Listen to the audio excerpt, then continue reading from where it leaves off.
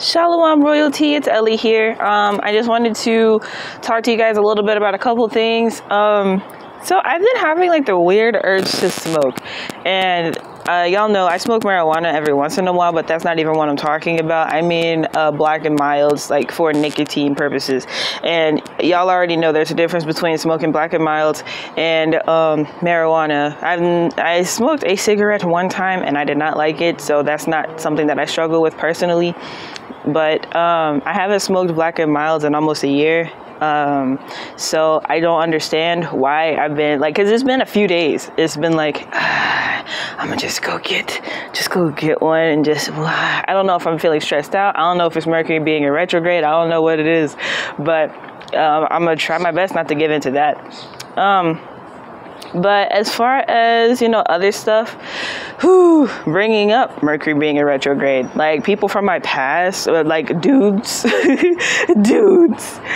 guys that I've talked to or been romantically interested in, how a bunch of them that I've been in contact with over the past year have all reached back out to me, because y'all know I've been celibate for going on like 2.5 months now, and so I haven't really been talking to anybody in that capacity. And so a bunch of them are just like reaching out and being persistent, to say the least. And so I'm like, okay. What you want, Wasp? You don't want none of this? Okay. So, anyway. So that's been weird. So it's just like, okay, just being polite, being like, no, thank you. I do not want to talk to you, or no, thank you. I don't want to spend any time with you. Yeah, with that. Let's see what else. So I finished reading the New Testament. I finished reading Revelation 22 last night. And my takeaway for the most part is I really enjoy the Gospels, the book of Acts, probably Corinthians is up there. I think the most informative books though are Romans, Hebrews, and probably like Jude. But a lot of the letters that Paul wrote were, this is my opinion. This is just how I feel. I'm not saying the Bible is incorrect. I'm not saying the Bible is wrong. This is just me reading the entire text of the New Testament. It just seemed like a lot of Paul's letters are repetitive, and it's kind of, confusing on why his letters were selected to be a part of the Bible. That's just what I'm saying. I'm not saying that he was wrong to write his letters or that he was wrong to say anything, but it's just interesting that his letters were chosen to be in the Bible. And so many of them, it wasn't like, one letter, or in the fact that there were so many different books, like, why not separate the letters within the same book? Why have a whole bunch of different books of Paul's letters? Like there could be a book called Paul's Letters. So, I mean, that's just my takeaway from that aspect of it. I'm saying that because his letters are very repetitive. Different churches had different messages, of course. Like his letters to the Corinthians was different from his letters to other churches and everything. That's why I singled out Corinthians. Did I single out Corinthians earlier? And Corinthians is one of the more important books, I believe. As far as like learning something from it, a lot of the other letters you don't really learn much. It's a lot of pleading to believe in Yeshua and that he's the Son of God, which I understand. So it's like, them being in that time, I understand why they needed a lot of persuasion to believe in Yeshua. But from this day and time, it's like, okay, we're reading this in the Bible and we're having to read over these scriptures. If we're reading in chronological order the way that I did, it's a lot of repeating, and it's a lot of like, I just read the whole like gospel, like the miracles of Jesus and everything. So what do I look like not believing in it, not believing in him? But I mean, that's understandable too, because people in this day and time still don't believe.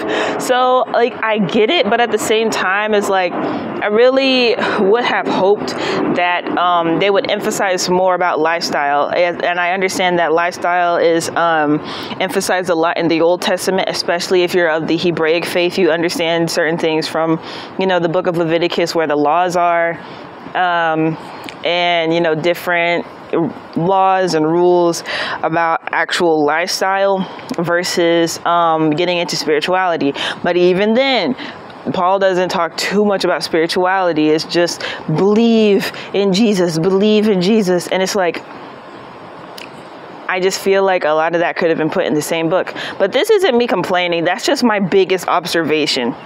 Because of course the Gospels, I understand getting 4 different guys' points of views from what happened with Jesus. But then my question would be, why didn't they get 12 Gospels instead of just 4? Why not, even include something that Judas said? Because it's like, well, he probably died before he could record anything.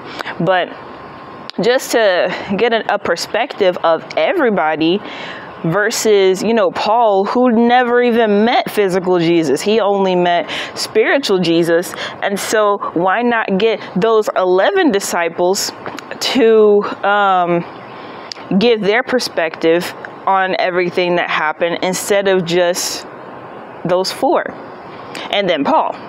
So that's, it's really cool. A lot of people, this is going to get a little esoteric now. So if you are strictly Bible, go ahead and give your thoughts and opinions on that, or what you think about the New Testament. But now I'm going to get more into like esoteric spiritual stuff. A lot of people believe that the 12 disciples and the 12 tribes of Israel represent the 12 zodiac signs, which makes sense. I've seen people talk about certain aspects of astrology and relate it to the characteristics of the 12 disciples. And it's like, okay, I can see how that works. I can see how that makes sense. And then the significance of Christ dying at 33 years old when you have 33 vertebrae. And so when you align all your chakras from the spine down and then you come up and you're talking about your 33 vertebrae, that is aligning all of your chakras, going from the bottom, coming up, going from your root chakra up to your crown chakra, aligning all 33 vertebrae and your different chakras in your body.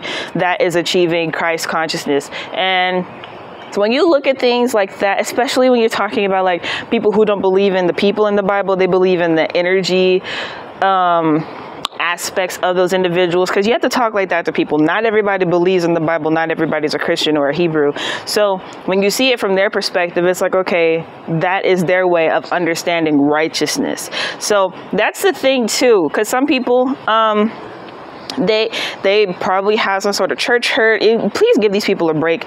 They probably have a lot of church hurt. People use religion against one another. I'm not saying that that they are correct for not believing. I'm just saying that they have a reason for not believing. If everybody was taught the Bible the right way, the proper way, then people wouldn't have so much hatred and hatred and hurt from the church, from religion. People get molested in churches. People get ostracized from churches. People get rejected from churches. So, I mean, you got to give these people a break when they have to look at things from a spiritual perspective instead of, oh, these were literal people in the Bible. Like, you gotta understand that it will make more sense if they can look at things through a scientific or a spiritual lens versus a historic lens. If you understand what I'm saying. And so, yeah, that's just, that's just some stuff. Also, a lot of people are, I'm not going to say it like that. The 144,000 is a popular topic, and that is in the book of Revelation, if you didn't know. It's in a couple of different chapters, I believe 14 and 12, if I'm not mistaken. But please understand that the 144,000 are a group of men, not women, men. They are young men who are virgins. So if you've had sex, you are not part of the 144,000. And they are from the 12 tribes of Israel. 12,000 from each tribe. Okay. So if you are not Israel, if you are not a virgin, and you are not a man, you are not part of the 144,000. It is okay to not be part of that specific group. Everybody has their own individual role to play in this thing that we call life, and this thing that we call revelation, this thing that we call hell and heaven. Okay. So it's perfectly fine for you not to be part of the 144,000. They are a specific group of men who have a specific purpose. Just like being the two witnesses, bruh. Okay, those are going to be two people who are going to basically ruin everyone's day. They're going to die in the street, sit there for 3 days, and then resurrect. Okay, those are two people. It's okay if you're not one of those two people, all right? Same thing with being an apostle, prophet, teacher. Not everybody's that. Everybody has their own role, so it's perfectly fine. I just kind of find it weird that people are using this whole narrative of 144,000, especially when they don't even believe in the Bible or they don't believe in Yeshua. Part of the 144,000 is part of Yeshua's bloodline. So I'm tribe of Judah. So I'm part of Jesus' bloodline, also along with King David and Solomon. So, you know, I mean, how can you use the Bible to make certain points when you say you don't believe in it? That's just how I feel about it. And you want to be part of the 144,000. That doesn't really make sense, boy. But it is what it is. We're all on our journeys. We all have our specific purposes. And I highly encourage everybody to read the Bible. Like, seriously, read it.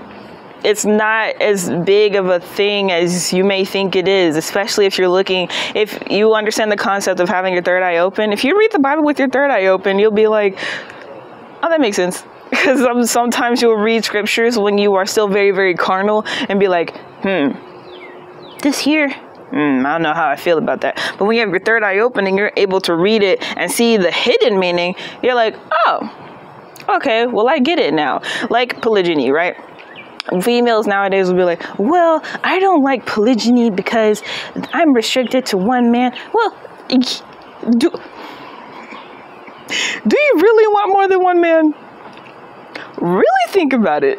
Do you really want more than one man? So when it says for the husband and wife to submit to each other and for the man to love his woman and everything, you know, those commandments for married people, they're there for a reason. It is not for you to feel salty about it. I still need to, you know, do some more personal research about, you know, whether I can get remarried or not, because like I said, my ex-husband is not a man of God. And so when the Bible talks about getting divorced, I'm allowed to divorce him, but there's still that clause of if he's still alive, I can't get remarried. And it's kind of like, And if I do get remarried, I have to get remarried in the Lord. So I'm perfectly fine with that. Like, you know, that was my mistake. I thought that he was a man of God because of the past he told me. He told me he got baptized a few times and that he used to go to church. And that wasn't in depth enough. Once I got an understanding, he said he wasn't saved, that he didn't believe in Jesus Christ. I was like, oh, we were already married by that time. And I was like, ooh. Well, and that just led to our demise. So as far as me getting remarried, I have to just, for one thing, do more research, because I read all the New Testament and it's still like that clause there where it's like, well, you still can't get remarried. And it's like, so I'm just supposed to be by myself for the rest of my life? Like, really think about that. I'm a young woman, okay? I'm supposed to be single for the rest of my entire life? Like, that's... You know, so I'm going to read the Old Testament now and see if there's anything in there that will provide more clarity on that. There's a B on that topic specifically. But yeah, you know, it's just things that you have to put into perspective, things that you have to read and consume with your spiritual eye, things that you know, make sure that you are aligning properly with what people nowadays don't even follow the 10 Commandments. So when you read the New Testament, get a better understanding of how to follow the 10 Commandments, things become easier. Because, I mean, dang, you know, folks don't follow 10 rules. It's 10 rules, my guy. 10 rules. 10. Let alone the whole bunch of other ones that, you know, the Hebrews follow. I get it. I understand. I get it. It's just, bro, look at the times. Like, people are really struggling to follow 10 rules. So that's why I encourage reading the New Testament, because it gives a spiritual meaning behind each of the commandments once you read it in full and fully understand everything. But yeah, I'm going to go ahead and go, though. I hope you guys have a great day. Shalom, royalty. I see you in the next one. Tawada.